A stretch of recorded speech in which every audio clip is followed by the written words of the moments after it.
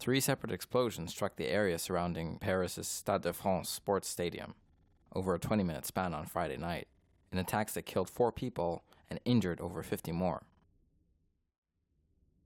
The attacks reportedly involved 2 suicide bombers and an explosion, possibly caused by a grenade.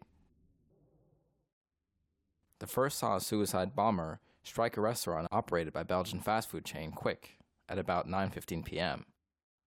Less than 5 minutes later, an explosion rocked a brasserie next door.